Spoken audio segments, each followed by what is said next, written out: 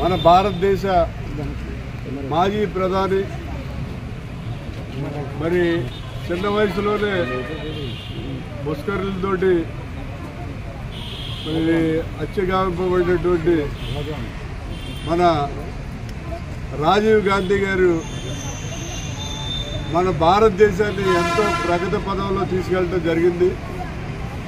ఈరోజు ఆయన యొక్క జన్మదినం. మరి సీతంపేట ఈ రాజీవ్ గాంధీ పార్క్లో మరి అప్పట్లో ఇదంతా పెద్ద చెరువుగా ఉండేది, సీతమ్మ చెరువు దీని పేరు. రాజీవ్ గాంధీ చనిపోయిన తర్వాత అతి చిన్న వయసులో చనిపోయాడు. ఆయన జ్ఞాపకార్థం మనం ఒక ఆయన స్టాచ్యూ పెట్టాలని చెప్పి ఇక్కడ ఉన్నటువంటి గౌరీనాథం వాళ్ళందరూ పెద్దలందరూ కూడా కోరితే ఈ చెరువుని పూడిపించి ఇక్కడ 5 ఫీట్ గ్లోబ్ మీద రాజీవ్ గాంధీ విగ్రహం ప్రతిష్ఠించడం జరిగింది. దానికి నగరంలో ఉన్నటువంటి అనేక మంది ప్రముఖులు చాలా అడ్డంకులు పెట్టి కోర్టు నుంచి కూడా స్టే తీసుకొచ్చారు. అయినప్పటికీ కూడా వాళ్ళెవరికి కూడా జడవకుండా ఆవేళ రాజశేఖర రెడ్డి గారిని తీసుకొచ్చి పి సుధాకర్ రెడ్డి ఇద్దరిని కూడా తీసుకొచ్చి విగ్రహాన్ని ఓపెనింగ్ చేయడం జరిగింది. అదేవిధంగా వాళ్ళు ఇక్కడ ఏపీ నాయకుల విగ్రహం పెట్టించాలని చెప్పి ఒక తీర్మానం చేశారు కౌన్సిల్లో. వాళ్ళెవరూ కూడా పెట్టించలేకపోతే ఏపీ నాయకుల విగ్రహాన్ని కూడా ఇదే సెంటర్లో నేనే పెట్టించడం జరిగింది. మరి రాజీవ్ గాంధీ గురించి చెప్పాలంటే అసలు మన దేశం ఈ ప్రపంచ దేశాల్లో ఇంత గుర్తింపు పొందడానికి కారణం రాజీవ్ గాంధీ. అందరూ అనుకున్నారు ఇందిరాగాంధీ చనిపోయింది, ఒక పైలట్ ఇతను వచ్చి దేశాన్ని పరిపాలించాడని.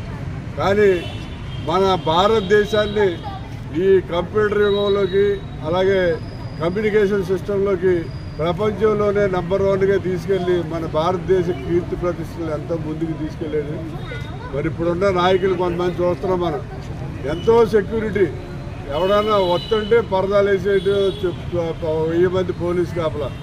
అప్పుడు చనిపోవడానికి 2 రోజుల ముందు ఆయన రాజమండ్రి వచ్చాడు. ఆయన ఆ ఎస్కార్ట్ ఆ కూడా కార్యక్రమాలన్నీ నేనే ఏర్పాటు చేసే వేళ 3.5 లక్షల మందితో 3.5 లక్షల మందితో ఆర్ట్స్ కాలేజీ ఎదురుగుండా అక్కడ ఉన్నటువంటి జైలు గ్రౌండ్లో తెల్లవారుజామున 2:30కే మీటింగ్ ఏర్పాటు చేసాం. ఇప్పుడు జనాలు రమ్మంటే మీకు తెలియదు అందిస్తారు పలాగిస్తారు అని అడుగుతున్నారు. కానీ ఆ రోజుల్లో తెల్లవారుజామున 2:30కి రాజీవ్ గాంధీ కోసం 3.5 లక్షల మంది వచ్చారు.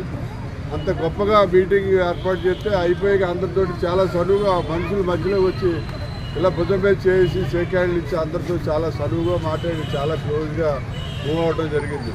మరి అటువంటి రాజీవ్ గాంధీని కోల్పోవడం అనేది భారతదేశానికి చాలా తీరని లోటు. మరి ఆ మహానుభావుడిని గుర్తించుకుని ఆయన ఆశయాలకు అనుగుణంగా నడవలసిన అవసరం ఎంతైనా ఉంది.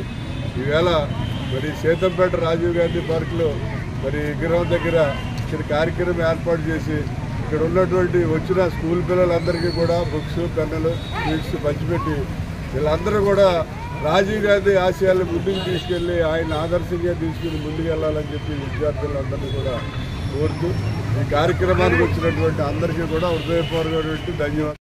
ప్రియతమ నాయకులు అలాగే మాజీ భారత ప్రధాని భారతరత్న ఈ దేశానికి టెక్నాలజీని పరిచయం చేసినటువంటి గొప్ప మహనీయులు రాజీవ్ గాంధీ గారి యొక్క జయంతి కార్యక్రమం.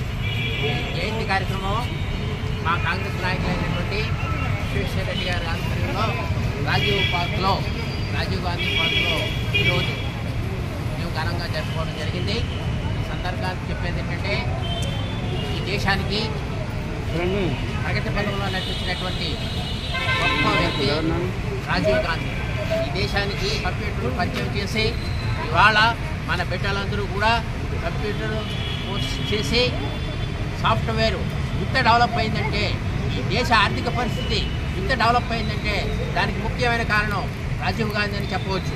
ఆ రోజు దేశం క్లిష్ట పరిస్థితుల్లో ఉన్న రోజుల్లో తన తల్లి ముష్కరుల యొక్క అటాక్లో చనిపోయిన పరిస్థితుల్లో ఈ దేశానికి వేరే గత్యంతరం లేని పరిస్థితుల్లో ఆయన దేశ పగ్గాలను చేపట్టి గాంధీ ట్రేడ్ మార్క్ ఎలా ఉంటుంది, దేశాభివృద్ధిలో వారి యొక్క పాత్ర ఎలా ఉంటుందో చూపించినటువంటి వ్యక్తి రాజీవ్ గాంధీ. ఈ సందర్భంగా ఆయన జయంతి సందర్భంగా ఆయనకి ఘనంగా నివాళులర్పిస్తూ ఇప్పుడు మా విశ్వేశ్వరరెడ్డి గారు రాజశేఖర రెడ్డి గారు విగ్రహాన్ని ఓపెన్ చేశారు. అప్పుడు ఎన్నో ఒత్తిడి వస్తే ఈడ టీకే సిద్ధిరెడ్డి గారు విగ్రహాన్ని ఇచ్చిన దాత అయినా కొన్నాళ్ళు వేరే పార్టీలో ఉన్న మన పార్టీలోకి వచ్చాక ఇక్కడే పెట్టి స్టార్ట్ చేస్తున్నారు. పోవడం చాలా సంతోషమైన విషయం.